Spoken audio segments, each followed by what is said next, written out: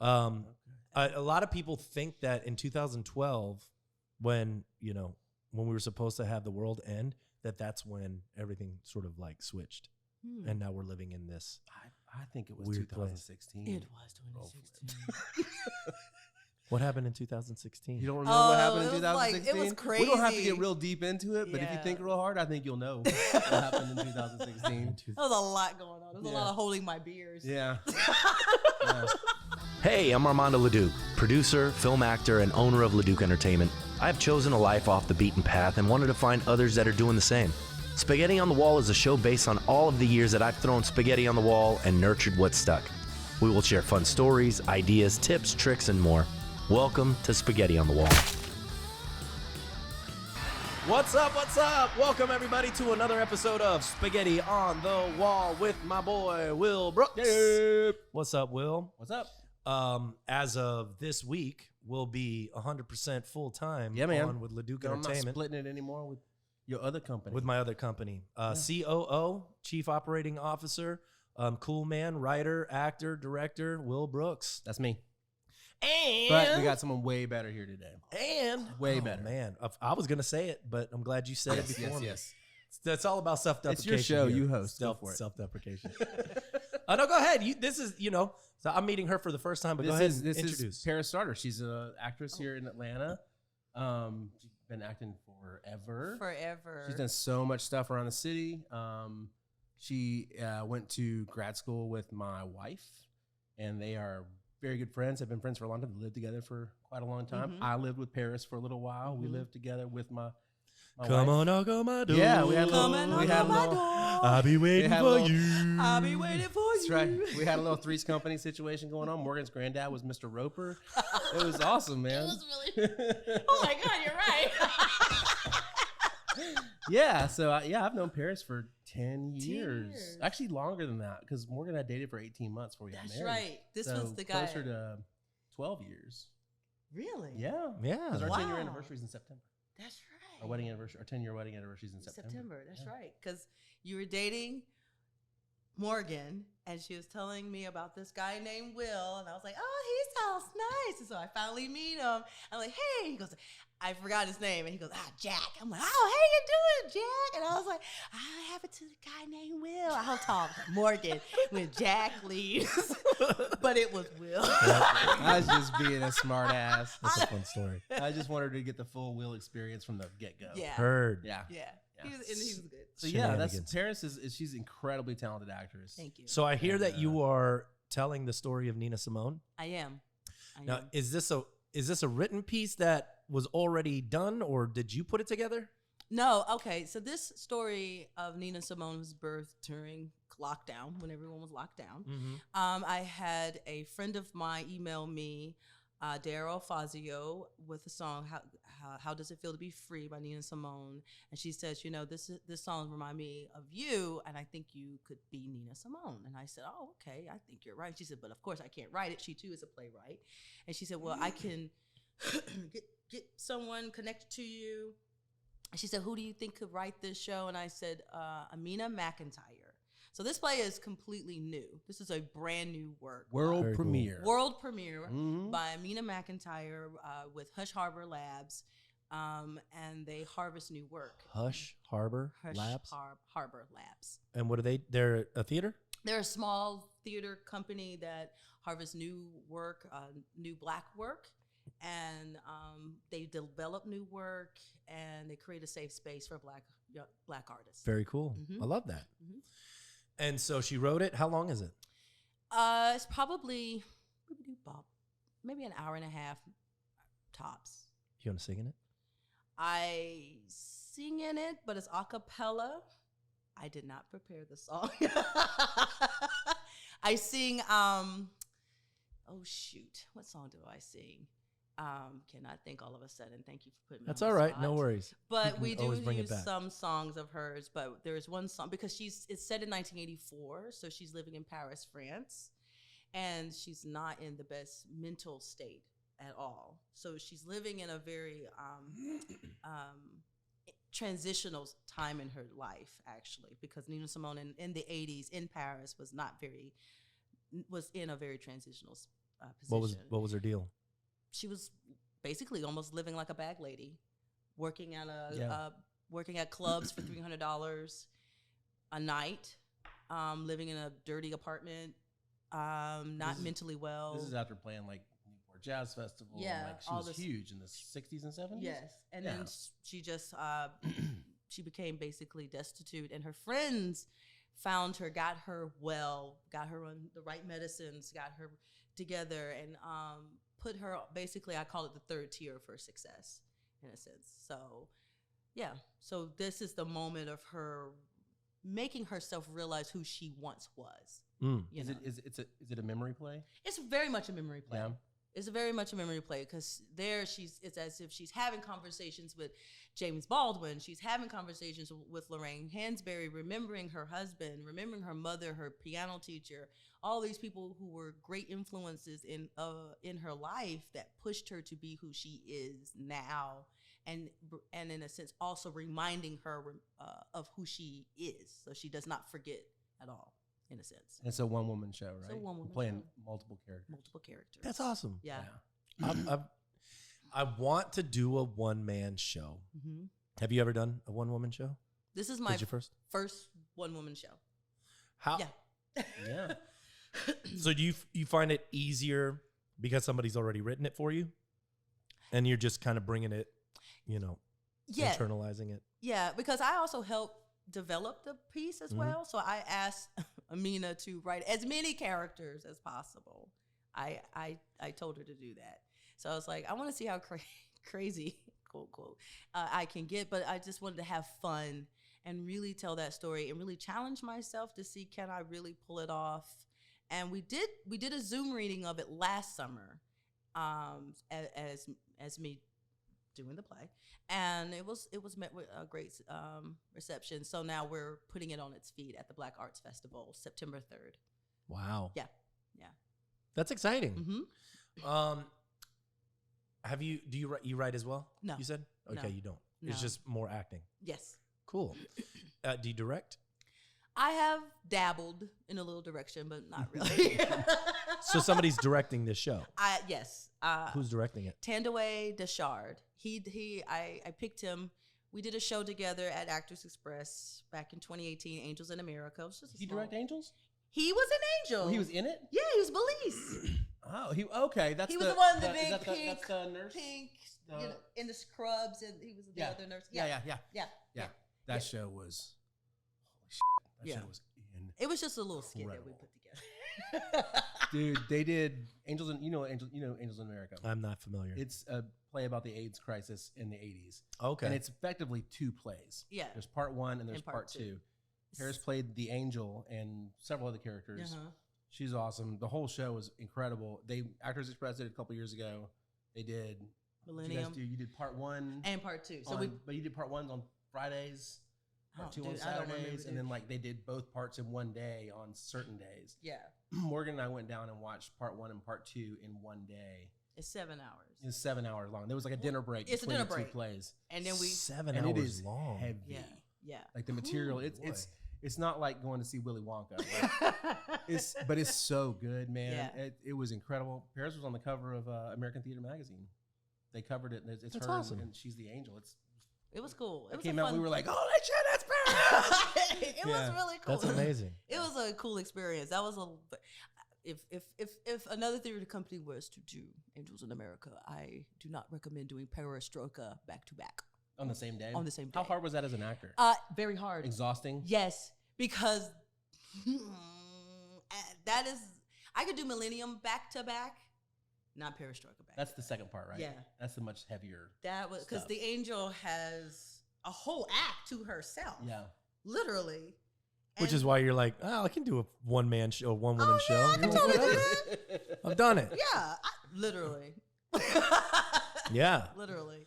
So only theater, or do you do television and film too? I'm trying to get into television and film. And film? Yeah. Parris is in theater. She done it. I am all in the theater. So I really am trying to get into film and television. What are you doing to get into it? I do have my actor's access all ready to go. I did submit something already, so hopeful. I have been putting feelers out for trying to get an agent. Nothing yet, but that's okay. No worries. Yeah. Do So you have a theatrical agent? Huh? Do you have a theatrical agent? No, I'm Bill Murray in it. Nice.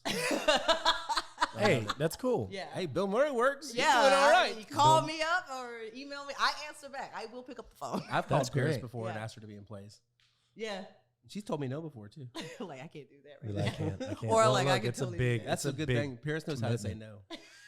no. Some of us need work on that. I need to work on that. I've been working on it, Will. You're good at it. You Thanks. know how to say no. How to say no? Yeah, I've been learning as well how to say no. So your goal. I mean, you're like juggernauting the theater scene here. Mhm. What's the goal here in the next 5-10 years as far as like you in the theater world? 5 to 10 years. Well, I hope I have crossover, hopefully, into film and television, and still be able to put really good shows on in theater. I hope I am traveling more. I have done a little traveling and done a show in Michigan. I was just in Michigan in January doing a show in Flint about What was the show?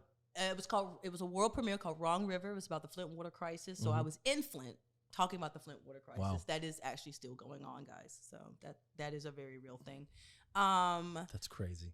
Yeah. That's crazy. Are they still having to like drink bottled water? Okay, and, here's the like, thing, Will. Here's the thing. I'm gonna let you on something.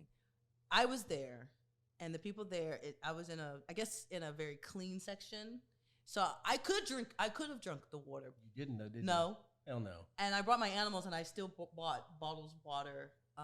I could shower, but I knew not to stay in the shower too long because my skin felt a little overly dry. Wow. Is it lead? Is that what's in there? Well, the pipes are messed up. Right. So they already put the water back to Detroit out of that Flint River. If you saw the Flint River, it's disgusting. And it's been that way since I have an aunt who's from Flint, and she told me that river's been like that since she was a I kid. think it's from the audio industry. Is that what caused it? Say what? The car industry? Yeah. Yeah. It's been like that since the industrial industry. I Yeah. did a little homework on The it. 20s. Yeah. Yeah. That's when It's Gerald really Ford, contaminated. Gerald Ford's president. Henry Ford. Yeah. started. It's Gerald Ford's fault. All Gerald Ford. Do you think they were related? Gerald Ford and Henry Ford? I wouldn't be shocked. Maybe somewhere. You know about me and Garth and Mel, right? Right. We're related. That you're not related. We are. Wait, what? Garth and Mel Brooks. Garth are- Brooks. We're not. No, I knew that. She's still falling. Let me tell you something. She's still falling from my bullshit. I went to Garth Brooks's concert at LSU. He filled the entire LSU stadium. He does that everywhere he goes. Yeah, it was insane. He was the first. Wasn't he the first concert at the Mercedes-Benz I don't Stadium? know. I think he was. Yeah. Dude, He filled that it was thing up. insane. 100,000 people. They were playing. They People started love playing Garth Brooks. Call Baton Rouge, Ain't for me. and the entire stadium started shaking. It caused What? a small earthquake. Like it registered on the It registered. Richter scale. Yeah, it registered on the Richter scale. Get out of here. Yeah, it's wild, huh? I was like, man, this I thing don't- is gonna go I down. don't get it. Wow. I People mean, really love Garth They Brooks. do love love Garth Garth Brooks, They man. love him. them some Garth Brooks. And the thunder rolls. And the lightning strikes. I mean, look, I don't know what it is. I don't know what it is, but I mean, Friends in Low Places is a good tune. That is, It's I a have good to tune. admit, I like the song. I do have friends in low places. We all do. But We all do. they're here right now. Oh no! I'm on fire. I'm burned. Just got burned. Look, man, I'm right there with you. It's not like I'm up here. I'm here as well. We are in the low places. We are in the what do they call it? Stranger Things? The Upside down. The upside Upside down. down. We are in the upside down. A lot of people think that in 2012, when we were supposed to have the world end, that's when everything sort of like switched, and now we're living in this. I think it was Weird place. 2016. It was 2016. What happened in 2016? You don't remember what happened in it was like- it 2016? was We don't have to crazy. get real deep into it, but if you Yeah. think real hard, I think you'll know what happened in 2016. There was a lot going on. There was a Yeah. lot of holding my beers. Yeah. Yeah. Is that what it was? That's what. I think that's where yeah, it could've- all started. Yeah. That could have definitely affected A lot the of people psyche. who felt like they had permission now to be as An horrible as asshole. they wanted to be. Yeah. Yeah. And that's where we are. So let's move on to lighter topics. Yeah. Lighter topics. So tell me about your acting journey. Okay. It's kind of a zigzag because I thought I was going to be a lawyer. We just had another person on before, Rose Bianco was our guest before, and she thought she was going to be a lawyer too. I have a belief that all actors are failed lawyers. My grandmother thought I was going to be a lawyer. Or lawyers are failed actors. Yeah, and vice versa. That is true. My grandmother see thought that. when I was a kid, she thought I was going to be a lawyer. Yeah. And the answer is no, I didn't want to do that. I tried. Did you? I really did. You did poli-sci, right? I did poli-sci. I minored in history. I did a couple of paralegal studies, and I was like, I don't want to do this. This is boring. I went to a real court case, and I was like, this is I'm bored. Yeah. So I started actually in middle school, of course, doing a play by accident. A student friend or whatever couldn't do the play because he got in trouble. It was the Christmas play, and I became the dad. Joseph? It wasn't like Jesus. It was like a Christmas. It was like a middle school Christmas play. Okay. And I just became the dad because I read so well, and so and off I went becoming a. There you go. And I was in high school, and then college. Of course, I'm going to be a lawyer. That didn't happen. And then I had a little in between time where I decided, no, I was having a conversation with my cousin, who's a doctor. And she was like, what do you really want to do? I said, be a lawyer. She said, no, seriously, what do you really want to do? And I told her, I was like, I know, I want to be in the entertainment world, either on stage, in front of the camera, behind. It didn't matter. She said, I can see you doing that, says the doctor, a very practical doctor lady.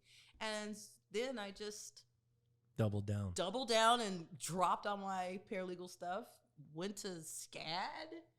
And the rest is Savannah College of Art and Design in Savannah, Georgia, where I Did you like it?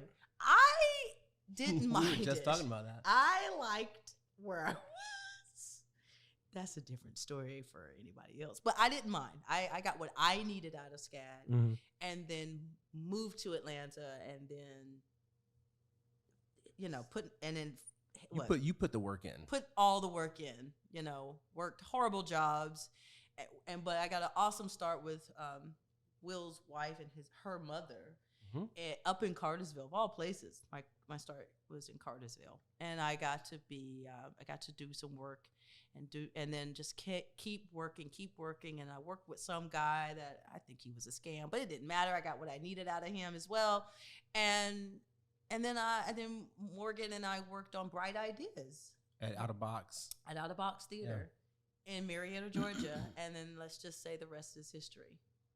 That's cool. Yeah, because Carolyn kind of took a chance on me, and that's how I met Topher Payne and all those other people, and then that was my into main theater life here in Atlanta. What's your acting method? Okay, I read the play. I do my own dramaturgy. Will leans in. No, I'm curious. I've never heard you talk about this. Okay, so I'll obviously read the play. I'll do my own dramaturgy. What's going on in this time frame? And then I will just write what are my relationships, what's going on in each scene or with my characters. And then I will just keep building. And I'm an actor. When I learn my lines, I'll walk around. I'll start adding movement, and I'll add movement. If there's a voice character choice, I'll find that voice and then that movement, and then all of a sudden I'll start playing. It'll just melt right on in. It's just the craziest thing. I do the same thing. Yeah, moving, and I have to walk around. Yeah, I do the same thing. Yeah, and then all of a sudden you hear. It sounds like I'm crazy. But no, it's like you conjure up these people. Like people that talk with their hands. You talk with your hands when you talk, right? So you're looking at your script. You talk with your body too. Yeah. Going over your lines and you're thinking about the lines, and your body starts to move in conjunction with those lines. I do the same thing. That's cool. I didn't realize that you did it like that. Yeah, and then all of a sudden I'll find the intention, and all of a sudden I'll find the emotions, and and then it's all talking about what we talked about, listening to everyone's perspective, taking that into account. And it's all about listening too. And literally, you know what I can't stand? What's that? is when someone talks for you or tells you how your character should work. I hate that. Because that happened to me, and I was just like, I'm glad you told me how my character is going to function in this play, which that's not how she was going to function because I'm the one who has to play it anyway. Play it, Right. Yeah. So, but it's all about listening to each other and getting some ideas, and then the ideas pop like no one's business. It's because you're constantly finding and discovering at the same time. And then if it's a line, if it's something, if it's an emotion that doesn't work, the more you work at it and the more you trust your own instincts, you will find and discover it, and it's like the best thing ever. Right. Yeah. I think that's, especially in theater, I didn't have acting class or acting technique. I just didn't. You know what I mean? Like we were just doing theater, and because you rehearsed it so many times, you created the character as you went, and you had the director. But then when I got into film, it was completely different. Because you have to you got to do the work, right? You bring it all down. Your volume comes down. Volume your comes down. Come down. Yeah. Well, and then you just got to you have to make those decisions right there within a day or two, because the auditions, that's where it's at, and you can't call Robert De Niro and be like, hey man, can we rehearse these lines? You just can't. I got his number. You do? Yeah. That's Can awesome. we talked yesterday. Awesome. So jealous. I don't know Robert De Niro. Well, no, wouldn't that be great though? Be Like, cool. hey That'd man, be so I just cool. I need some help. But I yeah, wouldn't it be was. if I knew Robert De Niro, I'd be like, hey man, can I borrow like $10 million because you're Would worth you? like $500 million? Yeah, that'd be great. Is that how much he's worth? He's worth $500 million? 500. He's worth like a million? shitload of money. Yeah, I believe that. He's opened a bunch of restaurants. And he's also, head of the Tribeca. The Tribeca Film Festival, and he owns Oh, I didn't know that. Yeah. like there's the Makes Tribeca sense. neighborhood in New York. He owns like a third of that real Oh, estate. word? Yeah, Oh. he's worth a ton of money. Yeah, I mean, it's all about multiple streams of income at that point. Full Yeah. show. So, what do you do besides acting? I'm a paper pusher at a mortgage company. Oh, is that fun? It is what it is. It pays the bills. It Pays the literally bills. pays the bills. I mean, they're flexible. I've been with them long enough where they know I do this. So I can, and now that I'm remote, I can just go anywhere. Are you remote now? You don't go to the office anymore? No. thank Good God. for you. Yeah. So that was a good one good thing of COVID. So because we became remote. Yeah. Yeah. So, what's some of your favorite films? Oh man, I have a billion. I know. It's hard to say. I know for a fact that Parris likes Scooby Doo. She likes old school Scooby-Doo. That saved Do me. you? God, yeah. She I have a loves whole- old school Scooby Doo. I have a whole theory. I've watched it enough during lockdown that I have a whole theory. I won't go into that. It's by I do know. I myself. want to know what the theory is. Oh, you okay? All right. What's the theory here? Okay, so sorry for your listeners. No, this is awesome. This is the kind of content that we need. Don't worry, it's like two people. Okay, awesome. It's my mother and my wife. All right, that listen to hello, this show. Mom. My Hello, dad wife. listens too. David Brooks. Oh, listens. good. Yeah, David and your dad. Hey, David Brooks. Okay, listen, guys. Actually, my mom and my wife don't listen My to the dad show does either. though. Oh, that's good. Look, Well, well, David Brooks, this is for you, man. So supportive. He's a fan. That's good. I'm so glad He watches the ones that you're on. Right. Yeah. Yeah. Yes. So I feel like, first of all, okay, I'm gonna say something very controversial. No, let's Velma is trash. Yeah, Why? she's trash because of the fact. If you listen, Is You that heard it here controversial? first, folks. People love Velma. I love Velma, but the more I watch like the Scooby Doo show, like this later in the 70s, she is very, very, very. She's kind of a. She's kind of a bitch. Yeah, especially the Shag. Shaggy is the smartest motherfucker on. He's actually the smartest and the bravest in the show.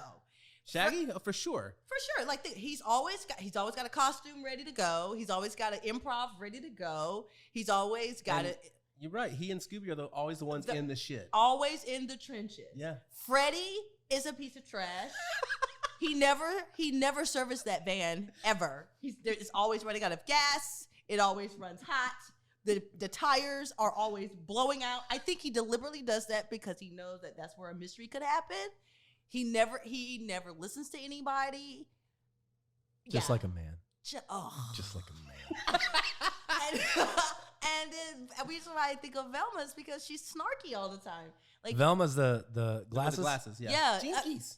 And who's the other one? And Daphne. Daphne, that's it. And I don't the hot mind. one. Yeah, I don't mind Daphne. She actually has some good points. But like Velma, she'll say stuff, or like they'll tell you there's a ghost in this area. Not a ghost. Or a ghost. Or a phantom. Right. And you got to be careful of this phantom, right? And Shag sees it because I believe you always meet the person who's actually in these well-made costumes that like totally changes their personality. Right. And it's Shag because I think they pinpoint who can they scare the most, and they know it's Shag and Scoob. So they're the first people to see him, right? And they're like, "Hey, I saw that phantom that old man Willard told us about." And Velma's like, "Shag, there's no such thing as ghosts." But you just heard old man Willard tell everyone there's a phantom. Right. So dude just said there's a phantom, and she never until she has to see it first, which I understand. But at the same time, I know She's a skeptic. she's very skeptic, or she'll go like, "Oh, Shag and Scooby gonna find a clue. That would be the day." And I'm like, "Bitch, They do it every time. they find clues all the time." She's anti-weed. Just because She's anti-weed. yeah, and they gaslight Shag and Scoob a lot because they smoke weed. Oh, okay. Yeah. Yeah, they- Scooby smoking weed? Oh, you damn right, you know who eats submarine sandwiches and hot dogs size of this apartment. I like where this is going. I like where this is headed. So, Yeah. so you like Scooby-Doo? Yeah, Do you like old films? I do. Like what? Okay, I could go all the way to my favorite is 42nd Street. Oh wow, like old films. Yeah, like I got that from my mom. Do you know that some 20-year-old told me that like Matrix was like an old movie? She and can he go was to like, hell. I can't. He's like, I don't like watching old movies. And I was like, Matrix is old? Oh. 20 years old, right? She's It's 20. old, I guess.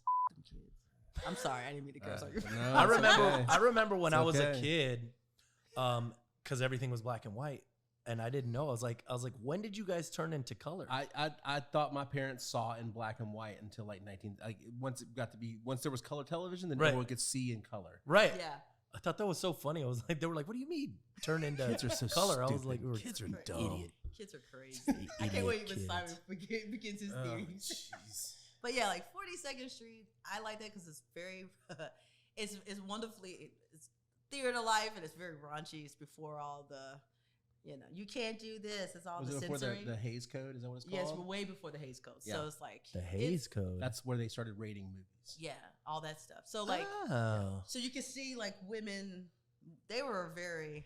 It's like, ooh, it's a lot of dirty talk going on in that movie. Scandalous. It's a very scandalous movie, but in a clean way. Yeah, it was always innuendo though. A lot of innuendo. Yeah. Yeah. It wasn't just straight out like, Nah. here, take that. Take that. Yes. Now deal with that. 42nd Street is notorious for its full frontal nudity, and Dude, we were 42nd Street my. hardcore porn. Yeah, hardcore. we talked about so full that's frontal. why I watch it. We talked about full frontal. Do you know the guy Zach? Do you know Zach Phelps? Zach Phelps. Zach Phelps. He's an actor He here. does theater in He was Orlando. talking about how he did Probably know him if you saw him. full frontal when he was playing They did Bill. They did Silence the musical down at on stage several years ago. No, I don't know. Silence of the Lambs musical, the musical version of Silence of the Lambs, and he played Buffalo Bill. and he So- tucked he had to it do the tuck thing. Yeah, he Oh did my tucked it. God. on stage. And it's a funny musical. It totally makes fun of the movie. It's not serious at all. Good. But he had to Yeah. do the full. Have you ever been naked on stage? No. No. That's wild, right? Yeah. Like that's I don't. the final frontier. Yeah, no. I'm okay. That was Star Trek. No, it's not. It's not. Space. Just yeah. I mean, Or- could you or do be- it? I don't think so. I don't think Yeah, so. I don't consider. I don't. When they asked me to audition for, sexy women, I am very clunky, and I'm just like like this, like No, not in terms of like, hey, you gotta like, be naked to be sexy. It's just like If just the role being calls for right. calls for Please. nudity. Yeah, no, I don't think I could do that Yeah. unless it depends. I mean, on the I've role. had to take my shirt off on stage several times, but I've never gone beyond that. Yeah, I don't. Yeah, That's it as far as I've depends gone. on. That would be just And I felt the play that Morgan and I met on, Not About Mhm. Nightingales. I had to take my shirt off for like a whole scene, I felt super vulnerable, and I'm a guy, like, but I felt like this is weird. Nobody else has their shirt off, and the entire there's 300 people out there watching me. Yeah, and I'm just standing here on display for about 10 minutes. Is that so? What's your fear? What's your fear? I don't know what the fear is. It just felt like I totally understand why a woman want to do that, because it's just like it is. Everyone out there is looking at the guy who doesn't have a shirt on. Yeah, they're not looking at anybody else. Yeah, and it just felt weird. But but here's the thing, right? Nobody wants to see a guy naked. They just don't. I don't know. It's not that they don't want to see me naked. It's just that I didn't say you in general. I'm just saying in general. I was on display. Yeah, no, for sure. That's scary. Yeah, that is, and it's vulnerable. Is that a fear? Vulnerability? I guess it is for me. It a is. little bit. I think it is for everybody. Yeah, to be that person, just. And that's the ultimate. That's good actors can get past that. Yeah. Yeah. Can be vulnerable. Right. Or just embrace it and go, okay, here we go. Here it is. Here it is. Yeah, I know. I think vulnerability is definitely a very big fear of mine. And heights. I don't like heights. I don't like spiders. You don't like spiders? Nope. Really? I don't. Or cheese. Cheese. I like some cheese. No, you just don't not like cheese. all cheese. You told me you don't like cheese. I don't like American cheese. Okay. I don't like cheddar cheese. Sharp cheddar. Really? Really? I can't do blue cheese. I can't do it. I didn't know that. I got over my blue cheese. Really? Yeah. You eat it now? Yeah, I don't know what the hell's going on over there. That and gorgonzola, all that hard cheese. I didn't know you didn't like cheese. I don't like cheese. What other fears you got? Jeez. You're getting deep. Yeah, it is getting deep. Oh, I haven't asked my other deep questions. Don't worry. Deep dish. Should we all Chicago do this? style. Let's all do this. I like it. I was Let's just all do this. I felt Let's all pick it up. Yeah. I like okay. it. Now we're just chilling. Sometimes because I was like, you know what? I was liking the vibe. I was liking the Scooby Doo vibe. Yeah. So that's why I was just like, you know what? Let me bring it back. I wanted to Scooby Doo. Well, no, it just made me more relaxed. I was just like, you know what? This is gonna be this type of interview. So Okay, Shaggy. Row Raggy.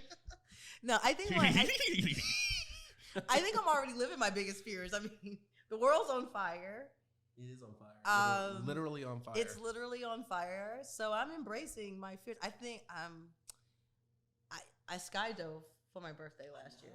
Oh wow. So that was me conquering something big. That video was amazing of you. It was amazing because I couldn't believe I did that. That's awesome. Yeah. So I think I am living my fears.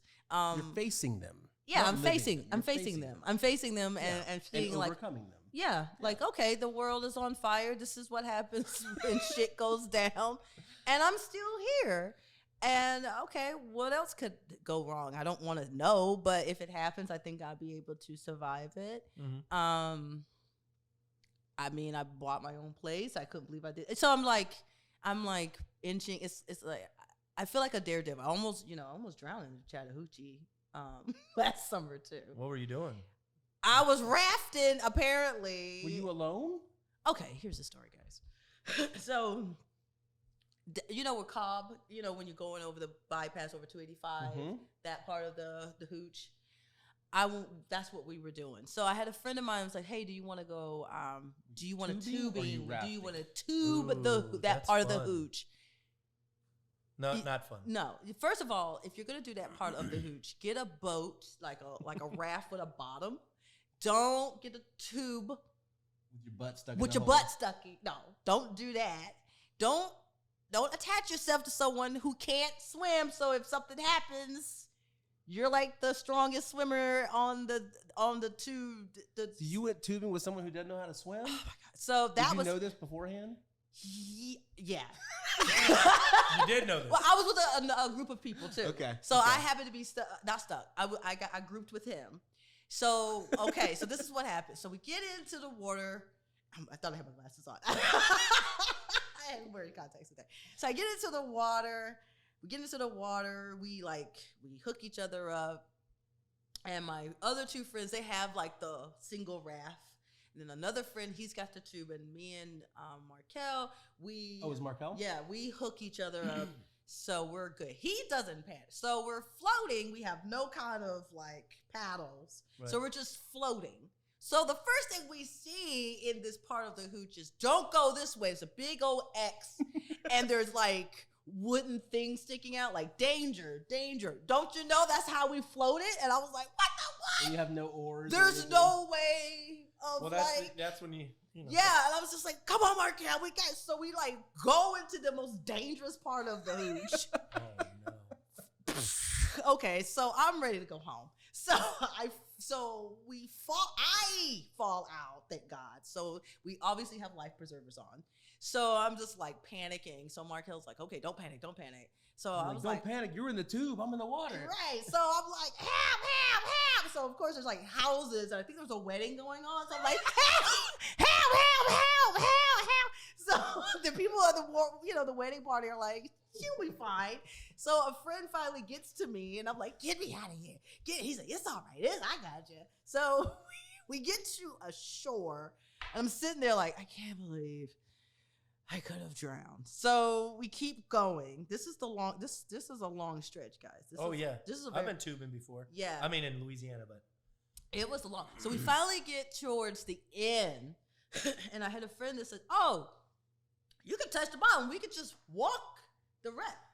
Well, no one said the current was strong that day. So thank God I had my tennis shoes on.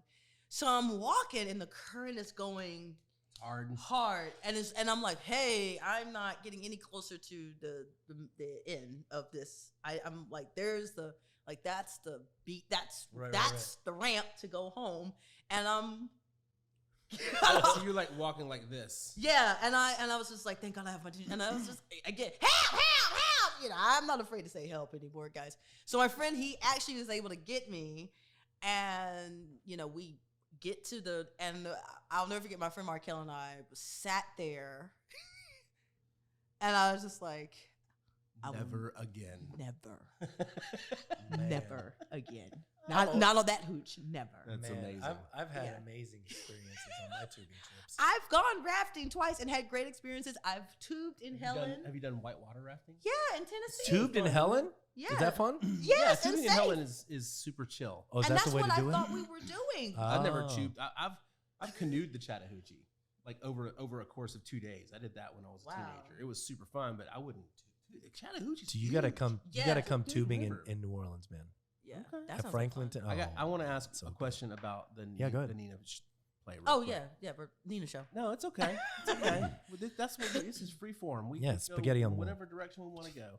So I'm just curious with the Nina. Like Nina Simone has such a distinct voice. Yeah. Like you hear interviews with her. Yeah. Like, and you don't have to see her. You not know just her voice. singing, but just when she's talking, you know it's Nina Simone. Mm-hmm. Are you working on that? Are you going to try to sound like her, or are you just going to try to do your thing? I'm just curious. A little bit of both. Yeah. Yeah, because she has an awesome voice. She has an awesome voice. Speaking voice, even. Sure. She's just very regal. Oh yeah. Yeah, it's cool. And she so I'll probably do my best to get as close to her voice Kind as of a possible. low pitch, isn't it? Isn't it kind of lower pitch? It's probably where I live as well. Yeah. But there's I guess there's like a nasally. And there is a quality to it. nasally to it. Yeah. So even when she sings, so it's like, like a wild as a wind, she has a very, because she's not a singer. She's a classical pianist. That's what she always wanted to be. Not a jazz singer. She's a great pianist. Yeah, she was a prodigy. Yeah. She started, Was she? Yeah, she started playing piano, I think, at 3 or 4 years old. You said that it takes place in 1984. Mm-hmm. When did she die? 2007, I believe. Was it that recent? Yeah. I thought she died like a long No, time. she like died in the 2007. She was 70. I mean, 2007 was a long time ago. Especially with 2016. movies that came out then were old. They were so old. So, okay, that's cool. I didn't realize that she had lived 70 she years. died that recently. Mm-hmm. Okay, I'm excited. We're gonna go see it. I'm excited for everyone to see it. It's gonna be cool. I wish I lived here to come see it. Come back. They're Come gonna back. record it. I don't know. Maybe.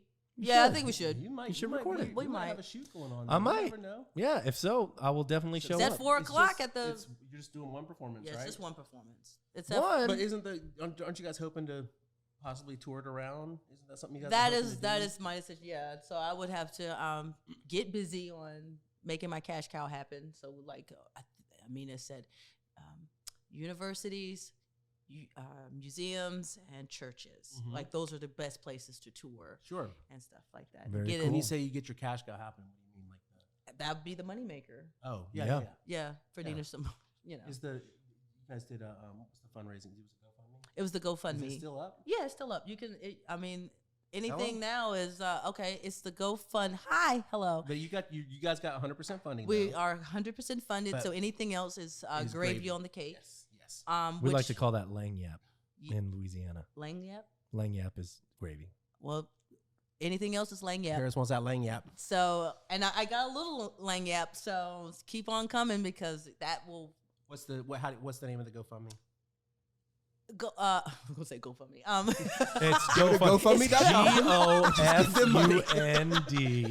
GoFund. Me. No. It's Nina. You should look up Nina Simone.